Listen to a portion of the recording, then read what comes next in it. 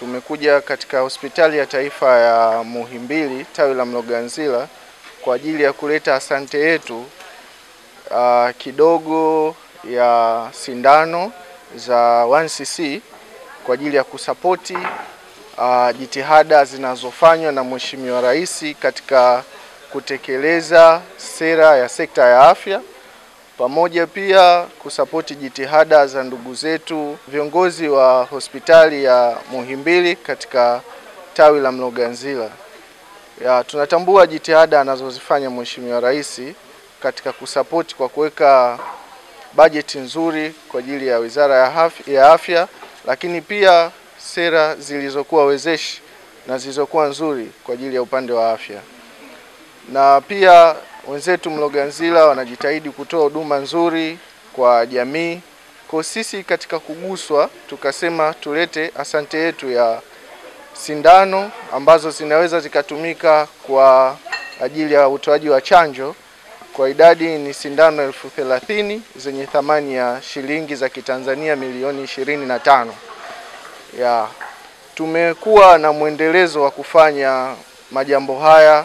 Leo hii ndo tumekutana na waandishi wa habari, tumezungumza na tutaendelea kukutana kadri siku zinavyoenda na Mwenyezi Mungu atakavyotuwezesha. Utoaji wa asante yetu kwa jamii ni sehemu ya mipango yetu na ni deni kwetu.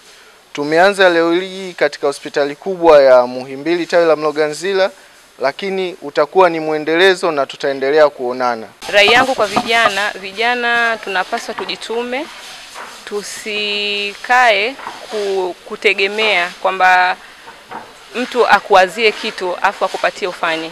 Sisi vijana tunapaswa tuwe chachu ya kufikiria jambo la kufanya. Mfano kama PGGL, hawa naweza kusema kwamba sisi ni makampuni rafiki, ni watu ambao walikuwa wanakuwa tunawafahamiana nao. Kwa hiyo ni kama unakuwa na wazo, ilo wazo lako usione kama vile haliwezi kufanyika. Ni kulifanyia kazi na kutokata tamaa na kuwa na consistency ya kuamini kwamba kile ninachokifanya kitaweza kuleta tija baadaye. Ni jambo la kumshukuru Mungu kuona Watanzania wanaamua kujiajiri, kusogeza katika kujiajiri katika kuongeza mnyororo wa thamani katika kutoa huduma. Huduma ni ghali. Tanzania hatuzalishi dawa nyingi, hatuzalishi vifaa tiba vingi. Kwa hiyo huduma za afya kwa Watanzania zinakuwa ni ghali na haziko uniform.